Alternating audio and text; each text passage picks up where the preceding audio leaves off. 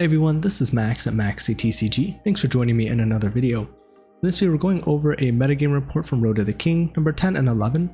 Some interesting developments here. We have some Heat Wave wars that are going on between Tenpai and Yubel, which is interesting to discuss, as well as the return of Dinowrestler Pankratops. So let's jump into the article, check it out together, and we'll get started. Alright, so we have OCG 2024-04 metagame report number 10 and 11. Welcome to week 10 and 11 of the OCG 2024-04 format. This report tabulates 187 top performing decks from 36 tournaments that were held in Japan, China, mainland, and South Korea during 8th through 16th of June 2024. And for the pie chart here, we're actually seeing Yubel take the number one slot at 17.1%, Snake Eye at 16.6%, Tenpai at 15%, Voiceless Voice at 4.3, Runic at 3.7, Branded at 3.2, Fire King at 3.2, and Rescue Ace at 3.2, and others at 33.7%. If we look at the previous week, we can see that the topping deck was actually Snake Eye at 22.2%, now dropping to 16.6. It's close to a 6% drop off there. We have Tenpai Dragon was at 21 the previous report, and now Tenpai's at 15, so definitely a drop there. And we're seeing Yubel go from 17 currently, and we're seeing it was at 11.3, showing a 6% gain overall. And then everything else relatively similar. I think Fire King maybe a slight loss from the previous week, but nothing too crazy here outside of a few decks changing in the lower percentile. So definitely an interesting development that Yubel's now become kind of the top one, but we've kind of seen these three decks kind of swapping spots to some degree, and nothing kind of too crazy overall between these three.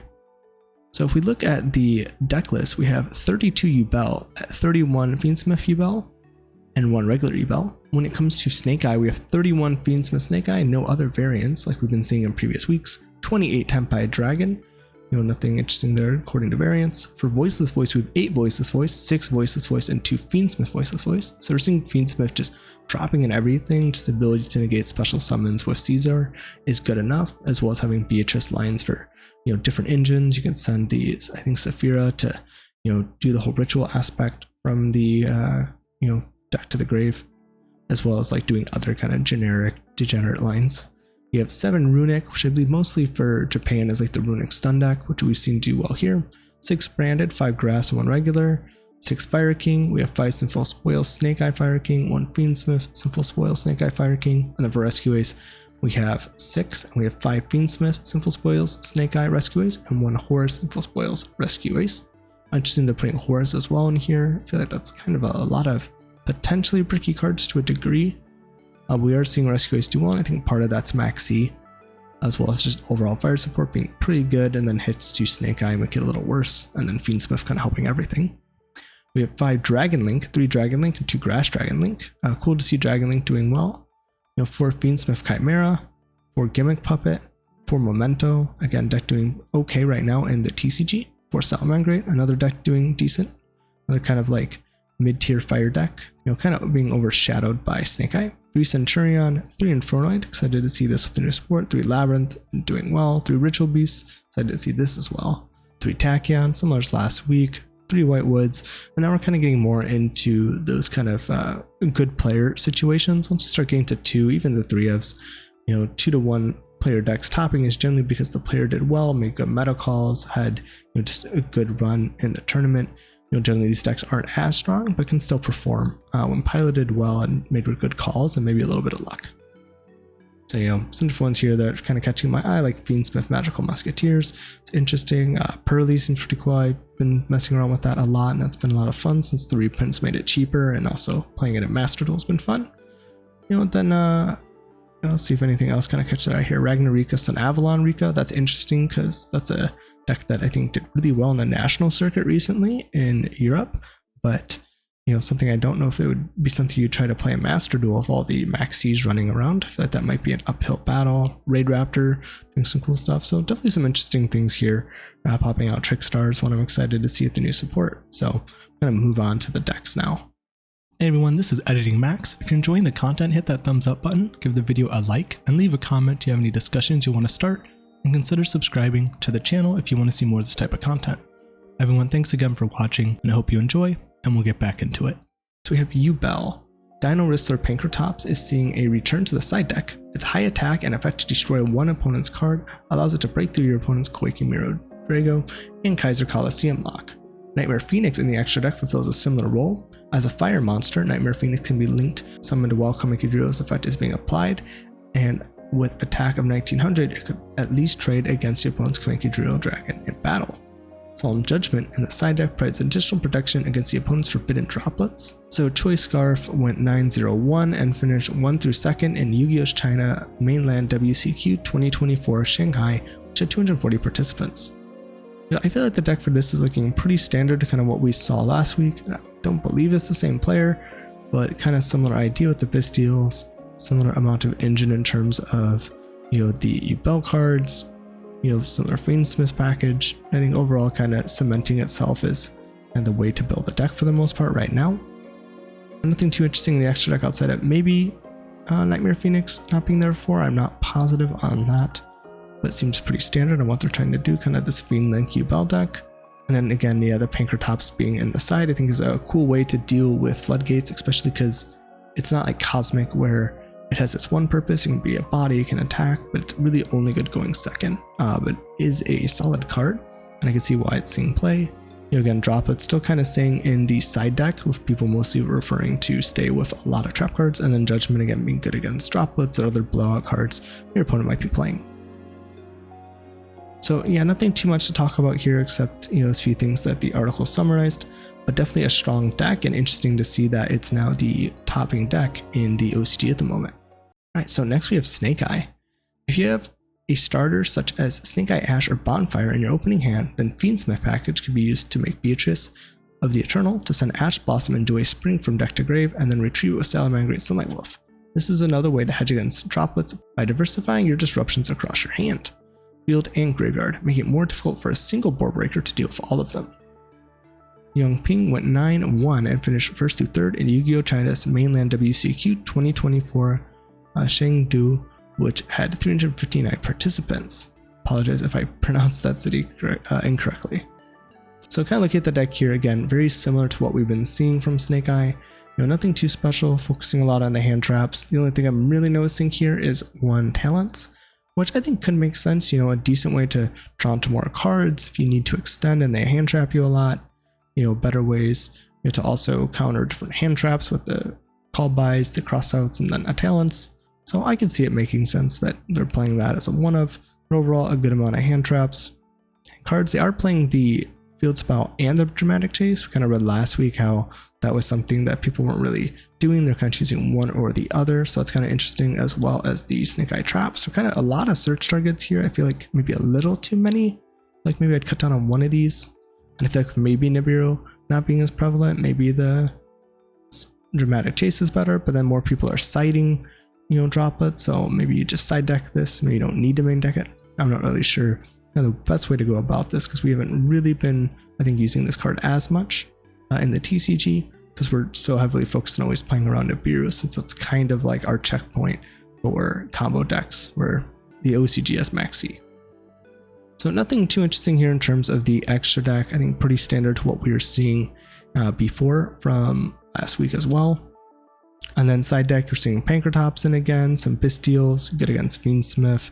DD Crow's pretty good against Fiendsmith. Hand Droplets and Lightning Storm and Duster are in the side with, as well as Heavy Storm. So kind of a little bit more of a mixture of board breakers to hand traps approaches here to kind of mix in. So I'm sure they're just kind of working out their side patterns. And again, we can see that their floodgate of choice is Summon Limit, which was insane for us. So very glad this is banned, and maybe the OCG will take a cue from us on this. I do like the Lightning Storm and Duster, Heavy Storm, kind of these bigger blowout cards towards back row. And we've been seeing so many floodgates being cited. You can tackle multiple cards like the Temple and the floodgates, where the Cosmic doesn't necessarily do that. But I think it really depends what your goal is and your side deck patterns. And if you're planning to use Cosmic as a going first card as well, that could be a reason to maybe play it over these to make room for more hand traps or other situational cards. So nothing too interesting here outside of the whole Ash Blossom being added back to hand to kind of play through droplets, diversifying your field. It's like an interesting approach if that's more of what people are doing. And I think that's kind of the issue we've seen with board breakers, that it's just so hard to stop Snake Eyes, since all their starters are superior starters, so they can extend or start, with Ash being the perfect card, now being limited a little bit. We've seen the Fiendsmith package take over, and just the fact that it's so hard to either clear the board and kill them, and then they just kill you back, so I think it's a good reason why we're not really seeing a lot of those board breaker approaches as much. I think can be successful in the right decks. I mean, overall, if you have the hands, the space for hand traps, and usually makes your games go a little bit faster, probably less issues with time, and overall just, a little bit safer maybe than board breakers to some degree, as long as you draw them. With the amount of people who are playing, they're generally drawing these, but unfortunately it does make for kind of these no games. All right, next we have Tenpai. So this is where things kind of get interesting. Heat Wave has been a highly debated card on whether it should be played in the side deck of Tenpai Dragon. Heat Wave can only be played at the start of your main phase 1, so it has to be drawn in the opening 5-card hand and going first, making it a high risk reward. Players in favor of consistency would averse to running such risky cards. However, there are certain matchups where Tenpai Dragon wants to go first, such as against Yubel. As stated in the OCG database, Phantom and Yubel effect is not applied on monsters, and the monsters which are unaffected by monster effects could still have their effects changed. This meant that Phantom of Yubel could change the effect of Tenpai Dragon monsters while Sangan Summoning is on the field. Yubel opening board is one of the hardest for Tenpai to break through, hence Tenpai Dragon might opt to go first to play Heat Wave and prevent Yubel from setting up. One of the counters to Heat Wave is playing your own Heat Wave, forcing another turn skip and handing the initiative back to you. This Heat Wave mind game has convoluted the metagame such that even the Yubel decks are running Heat Wave in the side deck to counter the opponent's Heat Wave. Played by Branded for a lifetime, went 10-0 and finished 1st through 3rd in Yu-Gi-Oh! China's mainland WCQ 2024 Chengdu, which had 359 participants. Yeah, I don't really like the idea of Heat Wave being kind of the side deck card, because either when you're guessing your opponent's going to force you to go first, or maybe you choose to go first. Now, in the cases where you're choosing to go first Tenpai, I think that's a better option. But I think it sucks that we're seeing people Heat Wave against Heat Wave to skip each other's turns back and forth so they can actually play.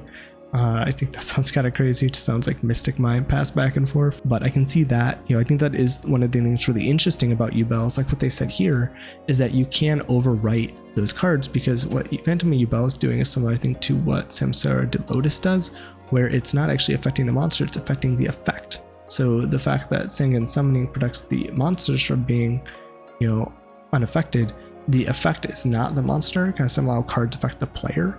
It's affecting a different aspect of the card, allowing you to change its effect to what the Phantom of Yubel wants it to be. So pretty interesting there. So let's just see, maybe we'll get to this point where we're also heat waving, which I really hope we don't. In terms of the, deck, I think, this looks pretty standard. The only thing is we're seeing the main Pankratops, which I think can make sense, being generally a go second deck. That I think makes a lot of sense what they're trying to do. We are seeing the main, some board breakers here with Droplets, Lightning Storm, Change of Hearts, Talents, but we're still seeing them play a good amount of hand traps here. We have 1, 2, 3, 4, 5, 6, 7, 8, 9, 10, 11, 12, 13, 14, 15, 16. So even with this at 42 cards, they're still playing 16 hand traps, as well as 1, 2, 3, 4, 5, we could say 6, 7 board breakers. So I think that makes sense, or 8 with the Pankratops. So I think this is one of those decks where you can kind of mix together a little bit of board breakers with hand traps, because there's just not a lot of hand traps to say for sure these like 18, 21 hand traps or whatever it is for this deck are the exact right ones to play. So I do get that. I just hope we don't get to this Heat Wave war.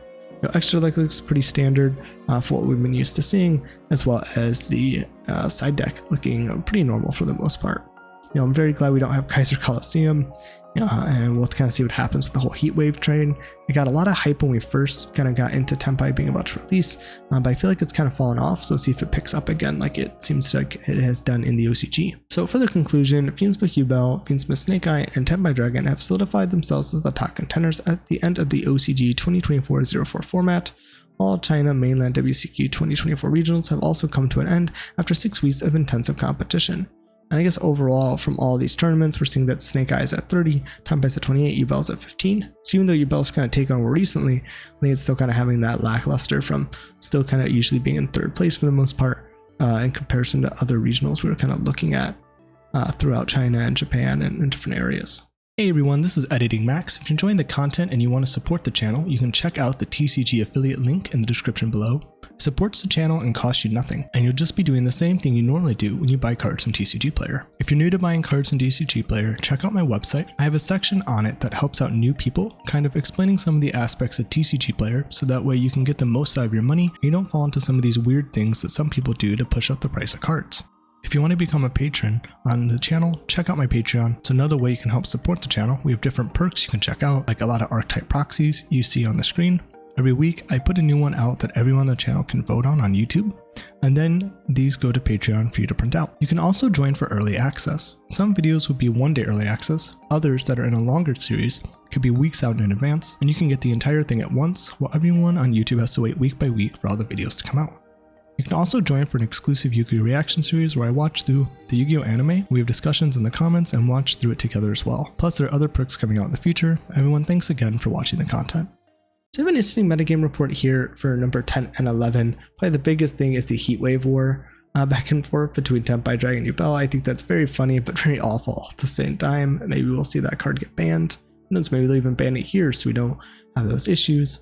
You know, I think just in decks like this, like not letting your opponent play and just kind of focusing on winning that way, I think is kind of boring.